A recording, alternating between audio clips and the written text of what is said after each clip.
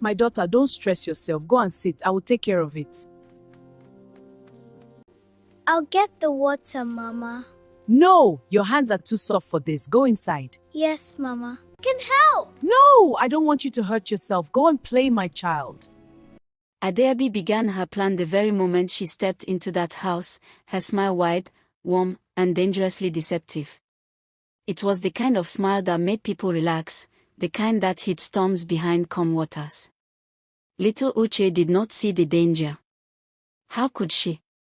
She was just a child, still carrying the emptiness her mother left behind.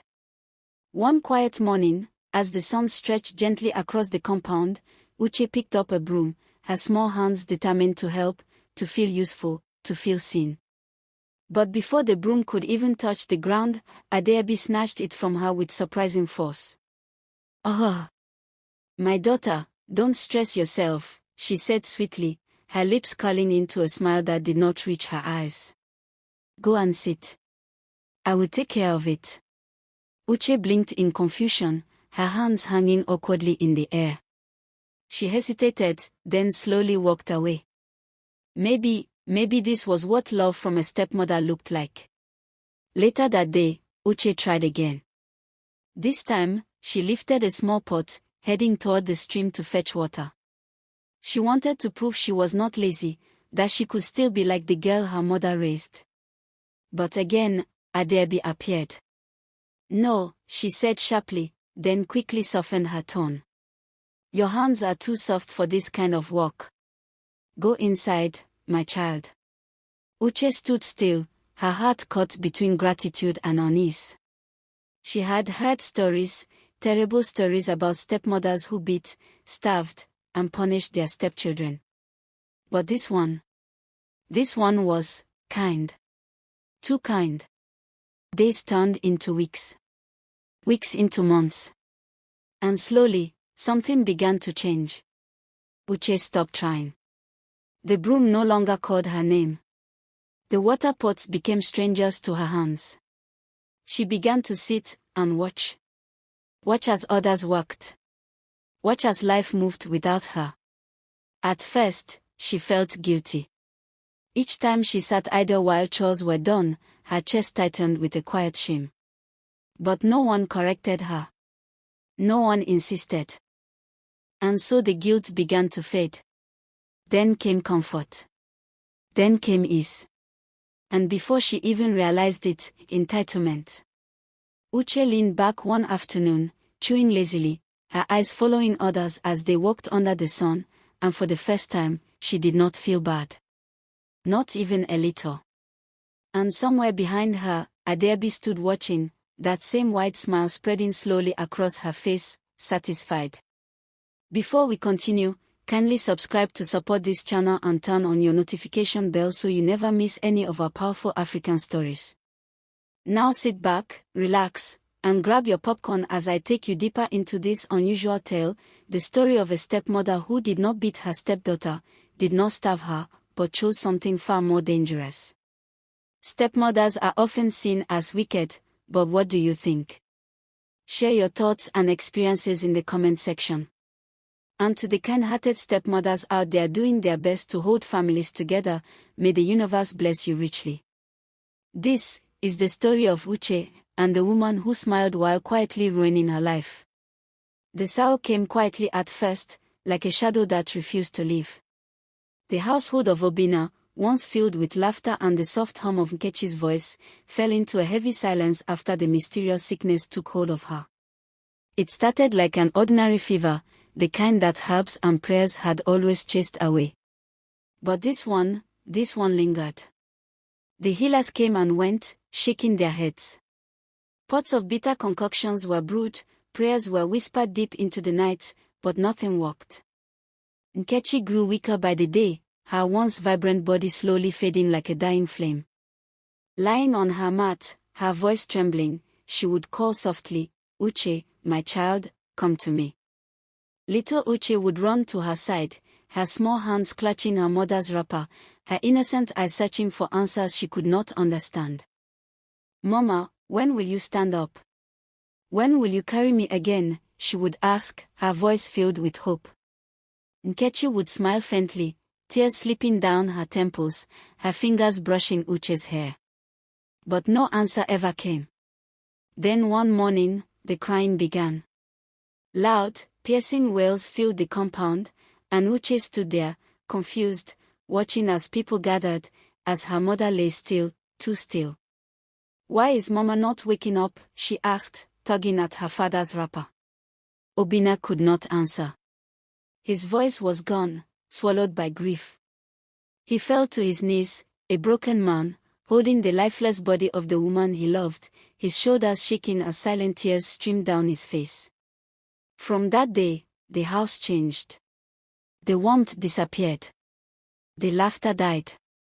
And Obinna was left to pick up the pieces, trying to be both father and mother to a child who still waited at the door some evenings, hoping to see Nkechi walk back in with that familiar smile. Uche held tightly to the memories her mother left behind, the way she laughed, the way she spoke gently, the way she always said, "A good child must be respectful and hardworking." Those words echoed in her little heart, even as the world around her grew cold. Years passed slowly, each day stretching with loneliness, until one day, Obinna made a decision. He could not do it alone anymore. He needed a wife. He needed help. And so, Adeabi came into their lives. She arrived like a breath of fresh air, her beauty catching every eye, her voice soft and soothing, her smile wide and welcoming. "You are blessed, Obinna," the villagers said. "This woman is a good one." Adeabi greeted everyone with grace, her laughter light, her presence almost too perfect.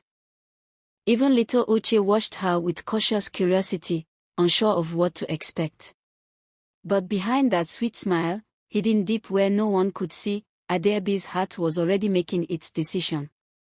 As she stood in her new home, her eyes briefly resting on Uche, her smile lingered, but her thoughts turned cold.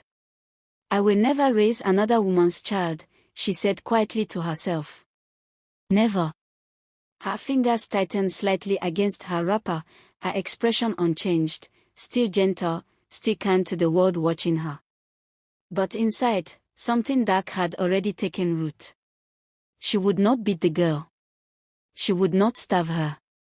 No, her revenge against fate would be far more subtle, far more cruel. She would take that child, and destroy her future with her own hands. Adeabi did not waste time. The moment she settled into the house, her plan began to unfold, quiet, careful, and dangerously sweet. One early morning, as the compound stirred awake, little Uche picked up a broom, determined to sweep just as her mother had once taught her. She had barely taken a step when Adeabi rushed forward and snatched it from her hands. "Oh, my daughter, don't stress yourself," she said, her voice dripping with softness, her smile wide and reassuring. "Go and sit. I will take care of it." Uche froze, her fingers still curled as if holding the broom, confusion written all over her face. She nodded slowly and stepped aside. Later that same day, trying again to be useful, Uche carried a small pot, heading toward the stream. But Adeabi appeared once more, quicker this time. "No," she said sharply, then softened immediately. "Your hands are too soft for this kind of work. Go inside, my child." Uche hesitated, her brows furrowed. This was not what she expected. She had heard stories, terrible stories of stepmothers who shouted, who beat, who made life unbearable. But this one stopped her from walking, from lifting a finger, from even trying. Slowly, without realizing it, something began to change inside her. The first few days, she still felt a sting of guilt each time she sat while others walked. She would glance around, uneasy, her mother's voice echoing faintly in her mind. But no one corrected her. No one insisted. Adeabi only smiled and encouraged her rest. The guilt began to fade. Comfort took its place.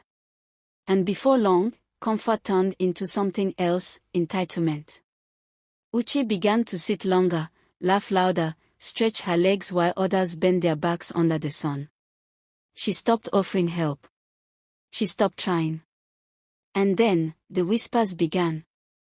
Neighbors gathered in corners, their voices low but sharp. "That girl is lazy," one woman muttered. "No respect at all," another added, shaking her head. "Her mother would be ashamed," a third said with a sigh. The word spread like wildfire through the village. Uche, unaware at first, soon began to reflect what they said. She answered elders carelessly, rolling her eyes when called.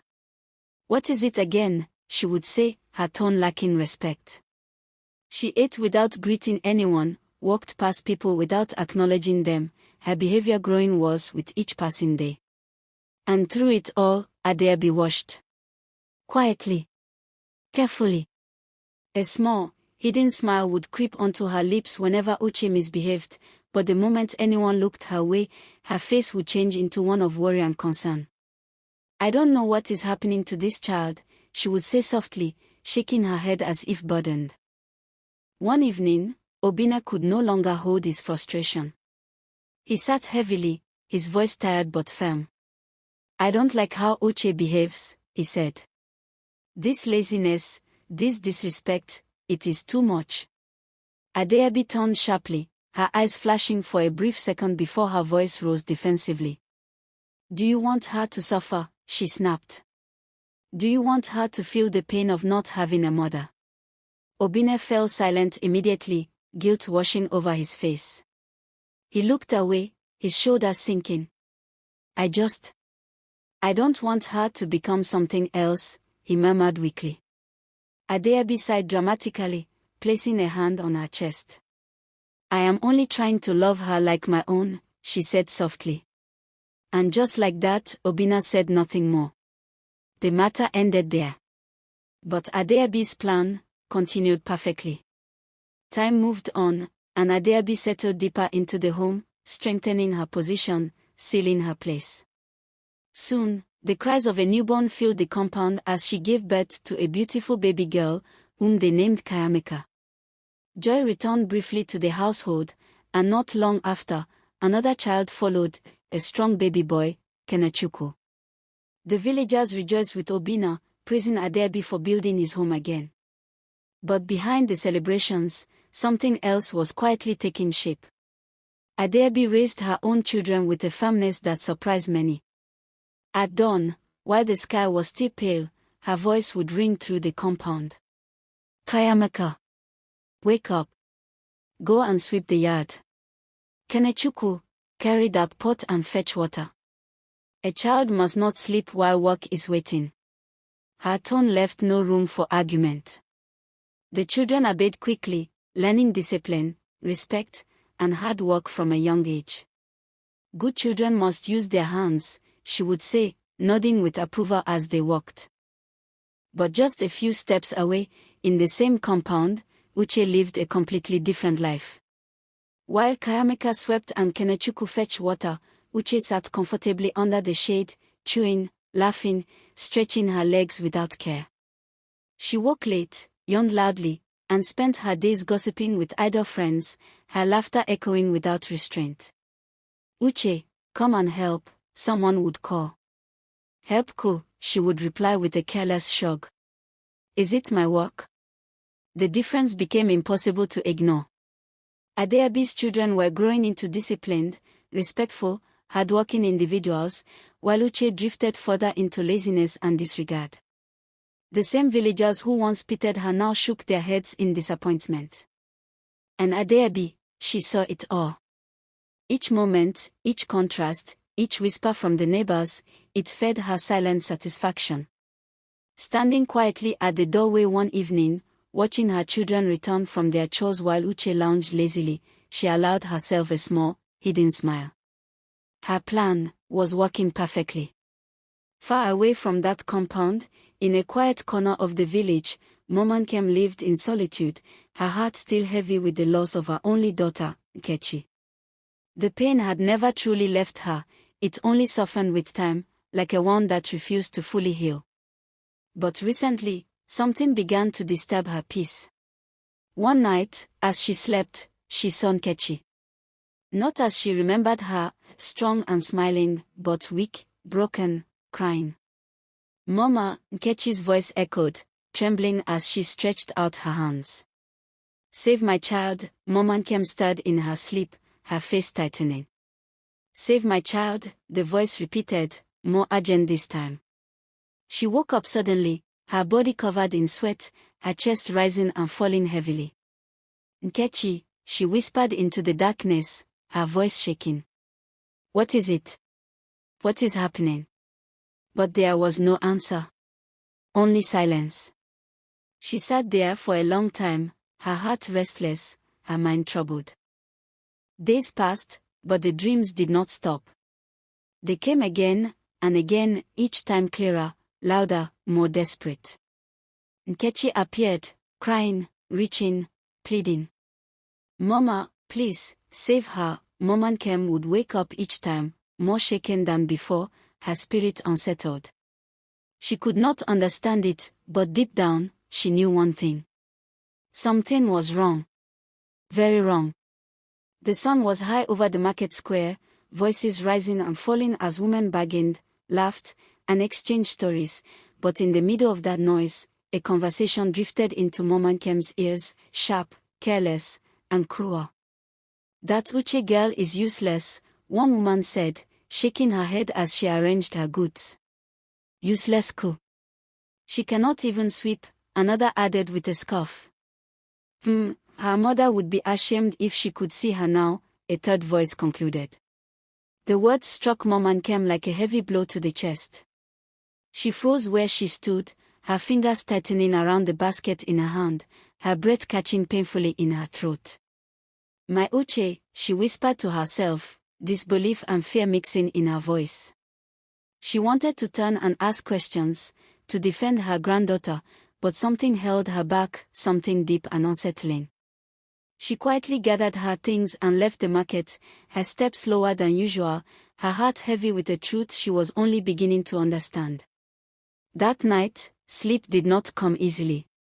She lay on her mat, staring into the darkness, the voices from the market echoing in her mind, blending with the haunting image of her daughter in those dreams. Then the tears came. Soft at first, then uncontrollable. My daughter, she cried, her voice breaking as she pressed her hands to her chest. Now I understand. I understand what you have been trying to tell me. Her body shook with sorrow as she wept deep into the night, the pain of regret and urgency tearing through her. By morning, her decision was made. There was no hesitation, no doubt. Mama Nkem rose with purpose, tied her wrapper firmly, and set out straight for Obina's compound. When she arrived, the scene before her made her stop in disbelief. There, under the shade, sat Uche, relaxed, carefree, chewing roasted corn, her legs stretched out lazily, while nearby, others walked under the sun, sweeping, carrying, moving with effort. Mama Nkem's heart sank. Chinik, she whispered under her breath, her eyes clouded with shock and pain. Without wasting another moment, she stepped forward, her presence commanding attention. Obina, she called out firmly. He appeared, surprised to see her. Mama, you are here. Before he could say more, her voice cut through the air with authority. I have come to take my granddaughter. Silence fell briefly. Adeobi, who had been watching from the side, let out a small, amused laugh, quickly masking it with a polite smile. Mama, she said softly, tilting her head, are you sure Uche is the right person? As you can see, she cannot even lift a pin. Her eyes flickered with hidden mockery, her lips curving ever so slightly. Mama Nkem turned to her slowly, her gaze steady, unwavering. Then I will teach her how, she replied firmly, her voice leaving no room for argument. The air grew tense. Uche looked up, startled, her expression uncertain, almost resistant. Grandma. She began, hesitant. But Mama Nkem did not soften. Stand up, she said calmly. You are coming with me. Uche hesitated for a moment longer, then slowly rose to her feet, brushing her hands against her wrapper, her face carrying a mixture of confusion and reluctance. Without another word, she followed her grandmother. And as they walked away from the compound, Adeabi stood watching them, her smile fading just slightly, but not completely. Life with Mom and Kem was nothing like the soft, careless days Uche had left behind. Here, there was no room for idleness, no space for excuses. Before the first light of dawn could fully break, Mom and Kem's firm voice would cut through the quiet. Uche, wake up. The day has already started waiting for you. Uche would groan, turning on her mat, her body heavy with sleep. Grandma, it is still dark, she would mumble. And so? Mom and Kem would reply sharply. Does the sun wait for lazy people before it rises?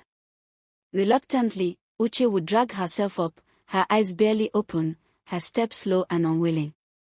The first broom she held felt strange in her hands, as if it did not belong there. She swept clumsily, raising more dust than she gathered. Mom and Kem stood watching, arms folded, her face unimpressed. Is that sweeping? She said bluntly, or are you dancing with the broom? Uche paused, confused, then frowned. Grandma, I am trying. Then try with sense, Mom and Kem replied without hesitation. The ground is not your friend. Sweep it like it offended you. At the stream, things were no easier. The pots felt heavy, the path long, her arms aching before she even returned. I cannot do this, Uche complained one day, dropping the pot halfway. You will do it, Mom and Kem said calmly. Or will you drink air? Even cooking became a battle. She burned food, spilled ingredients, and once nearly set the firewood ablaze in the wrong way. Chai! Mom and Kem exclaimed, shaking her head. If hunger does not teach you, I will. At first, Uche resisted everything.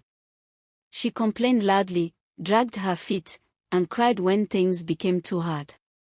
Some nights, she lay awake, tears rolling down her face, whispering, I want to go back. One early morning, she even tried to sneak away, her small bundle tied, her steps quiet.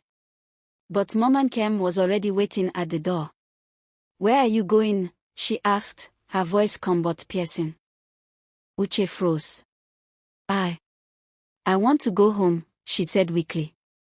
Mom and Kem stepped closer, her eyes soft but firm. This is your home now. And until you learn to stand on your own feet, you are not going anywhere. There was no anger in her voice, only a strength that could not be challenged. And so, Uche stayed. Days turned into weeks, and something slowly began to shift. Her hands grew stronger.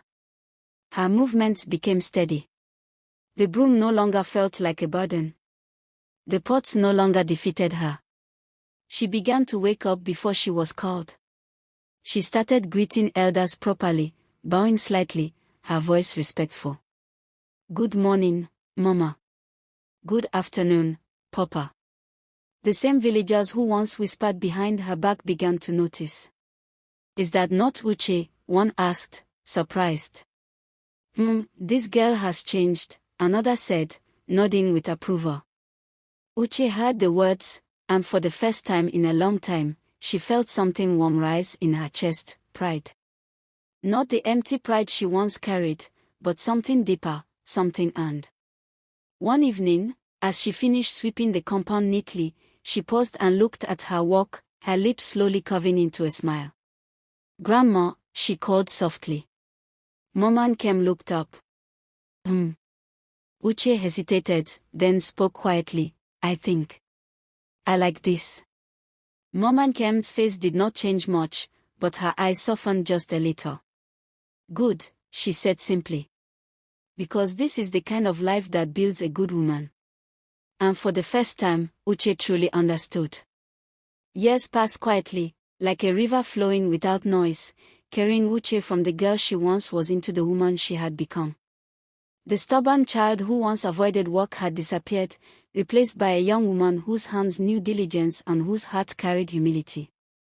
Uche blossomed into a rare kind of beauty, not just the beauty of her face, which drew attention wherever she went, but the deeper beauty of character, the kind that made people speak of her with respect even in her absence. That girl has a good heart, the women would say. And she is hardworking too, others would add, nodding with approval. Everywhere she went, she greeted with warmth, walked with dedication, and carried herself with quiet grace. Mom and Kem would often watch her from a distance, her heart swelling with pride, though her face remained calm as always. You are trying, she would say simply, but her eyes spoke far more. It did not take long before suitors began to come. Young men, guided by whispers of her beauty and character, found reasons to pass by, to greet, to linger a little longer than necessary. Some came boldly, others shyly, but all came with the same intention. Mom and Kem, one would say respectfully, we have seen how well you have trained your granddaughter. Another would add, a woman like Uche is not easy to find. But among them all, one name stood above the rest, Ifeanyi. Known across the village as the wealthiest young man, his name alone carried weight. His barns were full, his lands wide, his influence undeniable. Yet it was not just his wealth that drew attention, but the calm confidence with which he carried himself. When news spread that Ifeanyi had chosen Uche, the entire village stirred with excitement. Ifeanyi. That Ifeanyi, voices echoed in disbelief. Oh! Uche has truly been blessed. The compound of Mom and Kem came alive with activity. Preparations began immediately, and there was no shortage of joy. Women gathered daily, singing as they walked, their laughter rising into the air. Bring the wrappers here. Who is cooking the soup? Make sure everything is perfect. The sound of pounding, chopping, and cheerful arguments filled the space, creating a rhythm of celebration. Uche moved among them, her face glowing, her steps light, her heart full. Grandma, she said one evening, her voice soft with emotion, is this really happening? Mom and Kem looked at her, her expression steady but proud. When a child chooses the right path, she replied, good things will not struggle to find her. Uche smiled, her eyes shining as she looked around at the preparations, at the people, at the life she had grown into. And as the days drew closer, the entire village waited in joyful anticipation, ready to witness a wedding that would not be forgotten. The night before the wedding settled gently over the village, calm and full of quiet anticipation, but within Mom and Kem's heart, something stirred once again. As she lay on her mat, sleep slowly carried her into a place she had not visited in a long time. And then, she saw her. Nkechi stood before her, but not as the broken, weeping figure from before. No. This time, she was radiant. Her face glowed with peace, her eyes clear, her presence warm and comforting. Mom and Kem's breath caught as she whispered, Nkechi, my daughter. Nkechi smiled softly, stepping closer, her voice gentle yet filled with gratitude. Thank you, Mama, she said. You saved my daughter. Mom and Kem felt tears gather instantly, her hands trembling as she reached out. I was afraid. I did not understand before, she said, her voice breaking. Nkechi shook her head slightly, her smile deepening. You did what needed to be done, she replied. She is safe now. For a moment, they stood there in silence, a peace passing between them that words could not carry. Then slowly, Nkechi began to fade, her image dissolving into the quiet of the dream. My daughter, Mom and Kem called softly, but she was already gone. She woke up suddenly, her eyes wet with tears, but this time, her lips curved into a smile. You can rest now, she whispered into the stillness of the night, her heart lighter than it had been in years. But while peace rested in one place, darkness grew in another. Far away, in the shadows of her own bitterness, Adeobi sat alone, her face tight with anger, her eyes burning with jealousy. The news of Uche's wedding, the praise, the joy, it had all become too much for her to bear. Her plan, her carefully crafted plan, had failed. Completely. After everything, she muttered bitterly, pacing slowly. After all I did, her hands clenched tightly, her breath uneven as something darker took hold of her thoughts. If she could not ruin Uche's life slowly, then she would end it quickly. That night, under the cover of silence, Adeabi moved quietly, her steps careful, her eyes darting around to be sure no one was watching.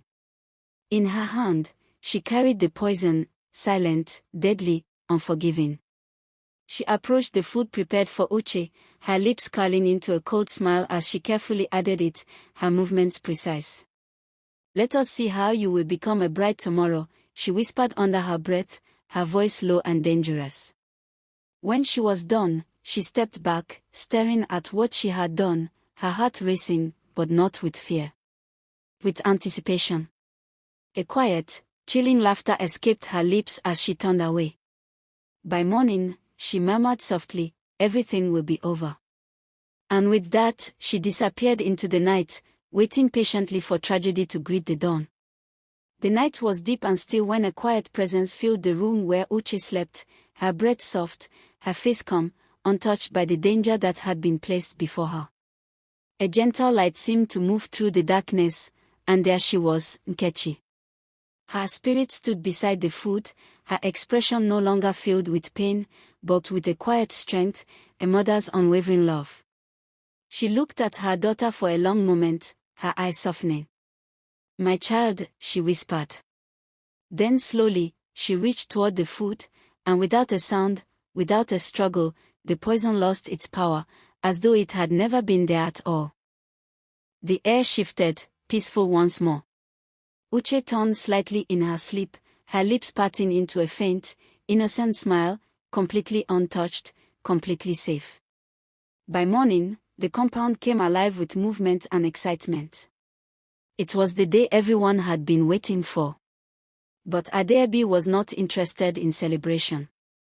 No, her steps were quick, restless, her heart pounding with dark expectation as she rushed toward where Uche lay. "It should be done by now," she muttered under her breath, her eyes sharp with anticipation. She pushed forward, her breath catching as she looked, and then she froze. Uche was awake. Not just awake, but glowing. Alive, strong, untouched. Adeabi's face drained of color, her lips parting in disbelief. "No, this is not possible," she whispered, her voice trembling. And then, whip. A sharp, invisible strike landed across her back. Adeabi let out a piercing scream, her body jerking forward in shock. "Oh! Who did that?" she cried, spinning around wildly, her eyes searching for something she could not see. Another strike came, whip. Stronger this time. She stumbled, clutching her back, panic flooding her voice. "Stop! Stop it!" she screamed, running frantically across the compound. Villagers turned, startled by the chaos, their faces filled with confusion as they watched her run in circles, crying out in terror. "What is happening to her?" someone asked. "Is she mad?" another whispered. But the whipping did not stop. Whip! Whip! Each strike landed with force, each one pulling another scream from her throat. Adeabi fell to her knees, her voice breaking under the pressure. "I will confess," she cried out desperately. "I will confess." The compound fell silent, all eyes fixed on her as she trembled, her breath uneven, her fear now greater than her pride. "I did it," she shouted, her words spilling out uncontrollably. "I hated her. I did not want her to become anything good." Gasps spread through the crowd. "I made her lazy on purpose. I stopped her from walking. I wanted everyone to hate her." Her voice shook, tears streaming down her face as another invisible strike forced her forward. And last night," she choked, her body trembling violently, "I poisoned her food. I wanted her dead before the wedding." A deep, heavy silence fell across the entire compound. No one spoke. No one moved. The weight of her confession hung in the air, thick and undeniable. And in that silence, the truth stood bare for all to see. The silence that followed Adeabi's confession was heavy, pressing down on everyone like an unseen weight, until the elders slowly stepped forward, their faces stern, their presence commanding respect. The oldest among them raised his staff slightly, his voice deep and final. "Adeabi," he said, "you have spoken with your own mouth, and your words have condemned you." A low murmur moved through the crowd, but no one dared to interrupt. "You were given a home," another elder added, shaking his head in disappointment, "yet you chose wickedness. You chose to destroy a child who trusted you." Adeabi knelt there, trembling, her body still shaking from what she had endured, her eyes filled with fear and shame. "Please," she whispered weakly, "forgive me, but the decision had already been made." The first elder lifted his staff again, his voice firm and unyielding. "For your actions, for your cruelty, and for attempting to take a life, you are no longer worthy to remain among us. You are banished from this village." A collective gasp rose from the crowd, though many nodded in agreement. "You will leave immediately," he continued. "But your children," he paused briefly, glancing at them with softer eyes, "they will remain. They will not suffer for your sins." Adeabi let out a broken cry, her hands reaching out helplessly. "My children, please," but no one moved to comfort her. Her fate was sealed.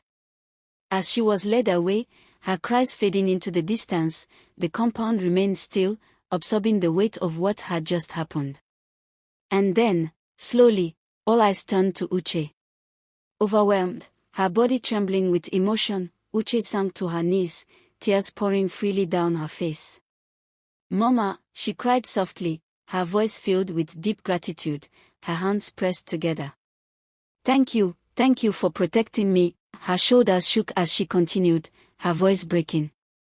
"Grandma," she turned, looking at Momankem, "thank you for not giving up on me, thank you for saving me." Momankem stood quietly, her eyes glistening, her lips pressed together as she nodded gently, her strength holding even in that emotional moment. Nearby, Obinna stood frozen, his face filled with regret, his eyes heavy with tears that he could no longer hold back. He stepped forward slowly, his voice low and broken. "Uche," he called, but the words struggled to come out. He swallowed hard, shaking his head. I did not see it. I did not know." His shoulders dropped as the weight of his failure settled fully on him. "Forgive me," he whispered, his voice barely audible. The air remained quiet, filled with emotion, as the truth, the pain, and the healing all settled together in that single moment. As the weight of sorrow lifted, joy slowly returned, rising like the sound of drums echoing through the air, and the wedding proceeded with a beauty the village would never forget. Music filled every corner, vibrant and alive, as women sang in harmony and men danced with proud energy, their feet beating rhythm into the earth. Laughter followed everywhere, light and contagious, wrapping the entire celebration in warmth. "Oh, today is truly a day of joy," one elder exclaimed, clapping his hands as he watched the dancers. Even in the midst of celebration, humor found its way back into the hearts of the people. "Did you see how she was running?" a man whispered, trying to suppress his laughter. "Invisible flogging is not something I want to experience in this life," another replied, and soon, small bursts of laughter spread through the crowd, easing the tension of what had passed. And at the center of it all stood Uche, radiant, her face glowing not just with beauty, but with the strength of everything she had overcome. Beside her was Ifeanyi, calm and proud, his eyes filled with admiration as he looked at the woman he had chosen. "You are a blessing," he said quietly to her. Uche smiled softly, her voice gentle. "And I will honor this home with all that I am." Their union was celebrated with joy, with blessings poured upon them from every direction, and as the day stretched into night, it became clear that a new chapter had truly begun. In time, that chapter blossomed into a life of fulfillment. Uche bore 2 beautiful children, raising them with the same discipline, love, and values she had learned. She remained a hardworking, kind-hearted woman the village had come to respect, never forgetting the lessons that shaped her. She cared for her father, her heart free of bitterness, and showed kindness to her step-siblings, guiding them gently where she could. And above all, she honored Mama Nkem, never allowing a day to pass without showing gratitude to the woman who had changed the course of her life. One quiet evening, as she sat watching her children play, a soft smile rested on her lips, her heart full, her spirit at peace. Her life had become more than just a story, it had become a testimony. A living proof that no matter how carefully evil may plan, no matter how quietly it may walk, destiny, when guided by love, truth, and sacrifice, will always rise above it all and prevail.